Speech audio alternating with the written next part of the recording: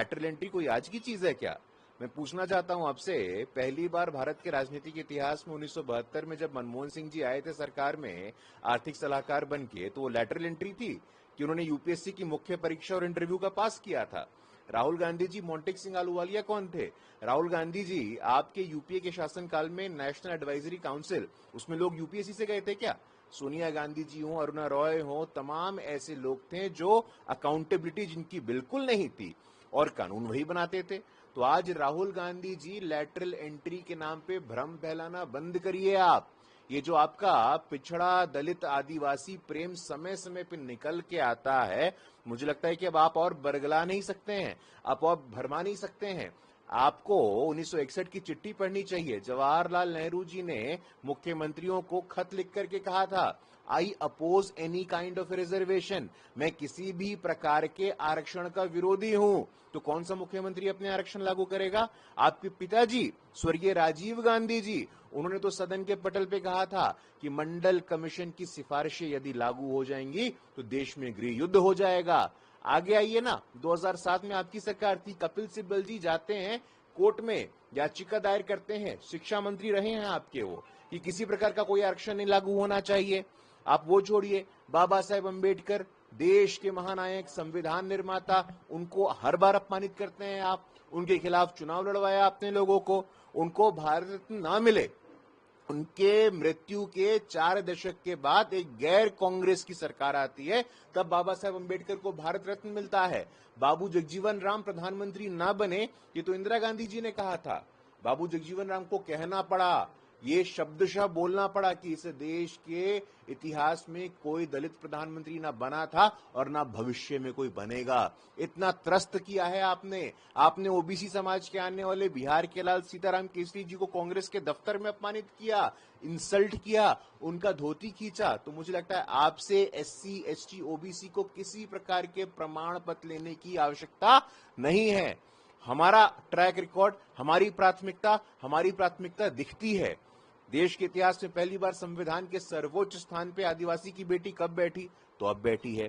इतना ताकतवर प्रधानमंत्री अति पिछड़ी जाति का कब आया? तो अब आया है। ऐतिहासिक तौर पे इतनी बड़ी संख्या में इतनी बड़ी भागीदारी अनुसूचित जाति, जनजाति, पिछड़ा वर्ग की केंद्रीय मंत्रिमंडल में, सांसदों में, विधायकों में, मंत्रियों में आज तक नहीं हुई है। राहुल गांधी जी, मैं खुली चुनौती देता हूं आपको। Parliamentary standing committee on home affairs, जो कि बहुत ही महत्वपूर्ण समिति है, वहां पे अध्यक्ष कौन है? बृजलाल जी हैं। पहली बार कोई दलित समाज का व्यक्ति उस समिति का अध्यक्ष बना है। पहली बार बाबा साहेब अंबेडकर के बाद कोई व्यक्ति दलित समाज का कानून मंत्री बनता है तो अर्जुन राम मेघवाल जी बनते हैं। तो आपका समय समय पे जो आपके हृदय में दोहरे मापदंड और हिपोक्रेसी के कारण जो आपका दलित प्रेम, वंचित प्रेम जागता है, उससे हम भली भांति अवगत हैं। लोगों को भ्रम में डालना बंद करिए, ये भ्रमजाल फैलाना बंद करिए। पुनः कोर्ट में जाना पड़ेगा, पुनः माफी मांगनी पड़ेगी। रफेल में कह दिया था आपने, चौकीदार के विषय में कह दिया था आपने। तो मुझे लगता है राहुल गांधी जी, ये बहुत ही संवेदनशील मुद्दा है, प्रशासनिक मुद्दा है, ऐसा चलता रहा है और किसी भी प्रकार के सरकारी नियमों का कोई उल्लंघन किसी कीमत पे नहीं होगा। किसी के लिए वंचित थोड़ी ना है। बंद करिए लोगों को भ्रमित करना। 3 से 4 दिन अगर कहें तो एक सप्ताह से कोलकाता जल रहा है, देखिए सामने आ रही है प्रकार की काफी शॉकिंग है। देखिए, सरकार के संरक्षण में सरकार द्वारा संपोषित एक अपराध का माफिया पश्चिम बंगाल में सक्रिय है। मुझे समझ में नहीं आता है। आज पूरे देश में न सिर्फ डॉक्टर कम्युनिटी बल्कि देश की महिलाएं, देश के युवा आज आहत हैं, आज आक्रोशित हैं। इतना समय लगता है ममता दीदी आपको? इतना समय लगता है आपके प्रशासन को? आपकी मिली भगत नहीं थी तो आरजी करके जो प्रिंसिपल थे, वो प्रिंसिपल को आपने हटाया और अगले ही दिन दूसरे कॉलेज में स्थापित कर दिया। आपकी मिली भगत नहीं थी तो पुलिस ने पीड़िता के परिवार को फोन करके क्या बोला कि आत्महत्या का मामला है। देखिए ममता दीदी, ये सब अपराधियों को संरक्षण देने का जो आपका खेल चल रहा है वो अविलंब बंद करिए।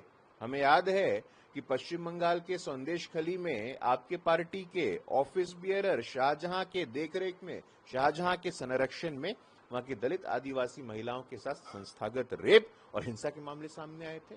पश्चिम बंगाल चुनाव के बाद खेला होबे के नाम पे जो हिंसा का तांडव पश्चिम बंगाल की सड़कों में आपके नेतृत्व में हुआ है, वो पूरा देश जानता है। तो ममता दीदी, अभी भी समय है, अकाउंटेबिलिटी तय करिए, जवाबदेही तय करिए और सख्त से सख्त कार्रवाई करिए। तुष्टीकरण की राजनीति में मत फंसिए। ये कहना कि रात का जो समय होता है उसमें ऐसा कुछ किया नहीं जा सकता जिससे महिला सुरक्षित रहे। नहीं, देखिए, ये उनकी मानसिकता को दर्शाता है। और इसके साथ साथ मैं तो यहां तक कहता हूं कि इंडी गठबंधन के जितने नेता हैं वो शांत क्यों है। राहुल गांधी जी हाथरस पहुंच जाते हैं, प्रियंका गांधी जी हाथरस पहुंच जाती हैं, अखिलेश यादव जी ट्वीट कर देते हैं, लालू जी, तेजस्वी जी, उद्धव जी, स्टालिन जी, आप लोगों के मुंह में दही जम गया है क्या? बेटी बेटी में भेद करना, बहन बहन में भेद करना, आप शुद्ध रूप से महिला सुरक्षा, महिला अस्मिता को राजनीति का मुद्दा बनाने का कष्ट मत करिए।